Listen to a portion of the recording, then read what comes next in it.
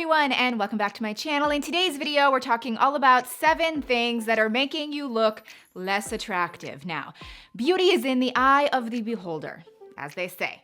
That's mostly true, kind of. So we're gonna kind of touch on that a bit, things that you can do to actually appear more attractive. But then, I mean, let's be real. Some things are just physical appearance, and I know physical appearance isn't all that it's cracked up to be. It's kind of just a mishmash of both worlds. And that's what we're gonna do today. We're gonna touch on all areas, and I think by the end, you will come across more attractive and more confident. But anyway, let's get to the first point, which is bad grammar. Oh, and this is one, I don't know why I feel bad even bringing this one up, because most times it's not even anyone's fault. It usually has to do with the way the person is kind of brought up. For example, if their mom or their dad or their grandparents or whatever don't have the best grammar, that's just the way the person learns. And the first thing you learn is what sticks in your brain, and it's hard to kind of rewire it. But with that said, it really brings down the level of attractiveness. For example, there was a very good looking guy in my high school. I won't name any names, not that they watch my videos anyway. He was tall. Don't worry though, I got a tall guy and he's much better. And I talk good too. It's well. Oh, right. But anyway, he was very attractive, yet there was bad grammar involved, and his just, it came right down. So it's just something to keep in mind. It's also really important professionally. You could have a very professional person in a business or a company, but if they have bad grammar, maybe their emails are poorly written, it just completely brings it all down. Let's have a little grammar lesson, shall we? I don't need those. It's and it's. There, and there. There's a difference. Did you catch that? Your and your. It's especially, not especially. Our versus our. And grammar, it's actually spelled with an A and not an E. Then is used for time, and than is used for comparison. Effect versus effect. I still don't know the difference of that. Now trust me, I do not think that I am super attractive and perfect by any means. There are so many things that could be improved. However, I want to say that when putting this list together, I gathered inspiration from myself, but also people in my life in the past that I just always initially found so attractive or really pretty or beautiful, and then there's something about them that just changes it. So my next point is the way you eat, which is odd. Story time. Back to college. There was this beautiful girl. I thought she was so pretty. And then the first day that we were in college, we were sitting in the cafeteria and she got a burrito and she started eating the burrito and she started shoving the entire burrito into her mouth at one time. And it was literally like she had to get one side in, the other side in. It was just not attractive.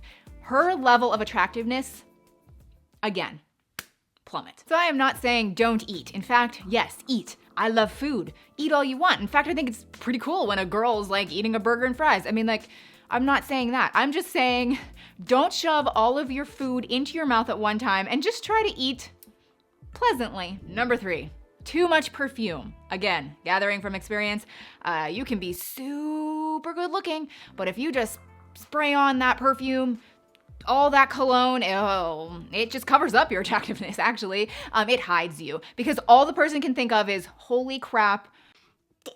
Too much. One spray, guys.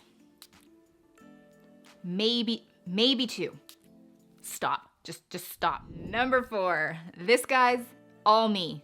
This is me, put the spotlight on me. I do this, I still do this, and it's not good. It's picking things. I don't know what it is. I just have a thing. I have a thing about picking. And it's interesting because when I'm actually doing it, like might be picking, like fixing my nails, whatever. If there's like a piece of skin on my lip, oh man, I gotta get that.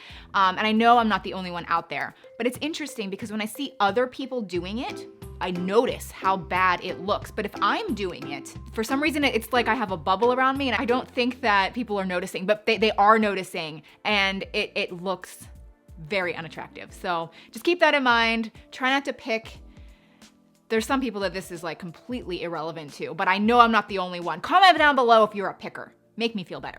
The next thing that's going to make you look very unattractive is actually being in competition with everyone around you. And I think most people don't even realize they're doing it, but basically it's when somebody is telling you a story or maybe about an experience or something that just happened to them, and your response is something that happened to you like that, or an experience you had, or basically just one-upping the person. And I know some people are just trying to have a conversation, but a lot of times it just comes across as you being in competition with them, like trying to sound, oh, you've done that, or you've been better at that, or whatever. And it's just not a nice thing to do, and it really brings down your appearance. The next thing I'm sure you have heard before, but it is definitely a physical thing that you can do, and it makes such a big difference, and that is posture. Posture is so important, and it's something that can be hard to correct. And I recently had a friend try out a product. I don't know if it's like amazing or not, but I do know that it has helped her.